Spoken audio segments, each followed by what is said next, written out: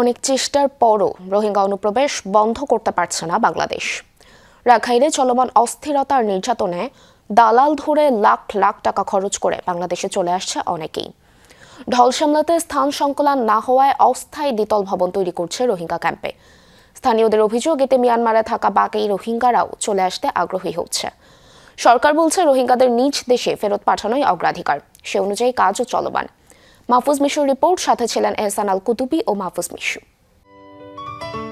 Ceylon টি রপ্তানিতে শীর্ষে। সেই 2017-তে বিশাল রোহিঙ্গা ঢল, প্রায় এক দশক ধরে তাদের ঠিকানা এই রোহিঙ্গা ক্যাম্প। ঢাকা নেইপিদো, দ্বিপক্ষীয়, বেইজিংকে নিয়ে ত্রিদেশীয় কিংবা বহুপাক্ষিক উদ্যোগ, রোহিঙ্গাদের ফেরাতে কাজে আসেনি কোনো চেষ্টাই। বরং প্রায় প্রতি সপ্তাহ বা মাসেই নতুন করে ঢুকছে রোহিঙ্গারা। তাদের অর্থনৈতিক কারণ হোক, তাদের সাথে পারস্পরিক দেখাশোনার কারণ হোক, যে কোনো কারণেই ক্রস বর্ডার একটা মুভমেন্ট মাঝে মাঝেই হওয়ার একটা সুযোগ তৈরি হয়। তো এই দিক থেকে মাঝে মাঝেই রোহিঙ্গা অনুপ্রবেশ ঘটে। এমন কোনো সপ্তাহ বা মাস যায় না যেই সপ্তাহ বা মাসে রোহিঙ্গারা বাংলাদেশের অভ্যন্তরে প্রবেশ করছে না। যখন প্রোট্রাক্টেড ক্রাইসিস হয় তখন অটোমেটিক্যালি ইন্টারন্যাশনাল অ্যাক্টরদের ফোকাসটা শিফট হয়ে যায়। তারা ধরে নেয় যে এটি এখন একটা স্থায়ী সমস্যা, সুতরাং যেই দেশে এই সমস্যাটি আছে তাদেরই মাথা ব্যথা হয়ে দাঁড়ায়। রোহিঙ্গা ক্যাম্পেও দেখা মিলল সদ্য আসা অনেকের সাথে। জানালেন রাখাইনে চলমান নির্যাতনে দেশ ছাড়তে বাধ্য হয়েছেন তারা।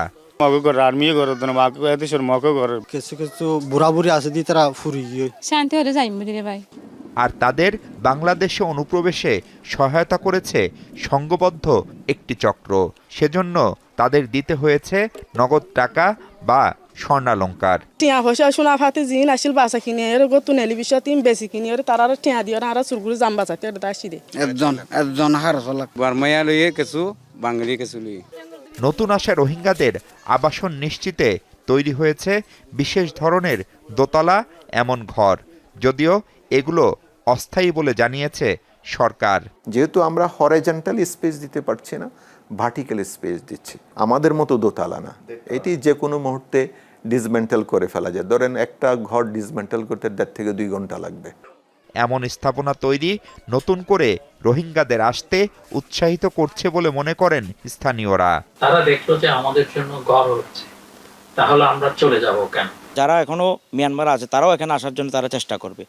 তবে রোহিঙ্গাদের ফেরত দেওয়ার আগের অভিজ্ঞতা বিএনপি সরকার কাজে লাগাচ্ছে বলে জানিয়েছেন পররাষ্ট্র প্রতিমন্ত্রী।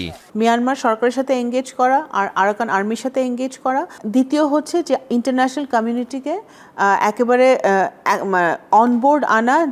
সব মিলিয়ে মিয়ানমার থেকে পালিয়ে আসা 15 লাখেরও বেশি রোহিঙ্গাদের ভরণ পোষণে হিমশিম খাচ্ছে 18 কোটি মানুষের বাংলাদেশ। 2017 সালে যে রোহিঙ্গা ঢল শুরু হয়েছিল বাংলাদেশে, 2026 সালে এসেও তা এখনও পুরোপুরি থামেনি। বরং রোহিঙ্গাদের সংখ্যা বাড়তে থাকায় এরকম অস্থায়ী দোতলা ভবন নির্মাণ করা হচ্ছে। এই ভবন নিয়ে শরণার্থী ও ত্রাণ কমিশনের ব্যাখ্যা যাই হোক না কেন, মিয়ানমারে যে সমস্ত রোহিঙ্গারা এখনও আছেন তাদের কাছে এরকম খানিকটা স্থায়ী ভবন নির্মাণ কী বার্তা দেয় সেটিও গভীর চিন্তার দাবি রাখে। Mahfuz Mishu, Jamuna news, Kutupalong camp, Cox's Bazar.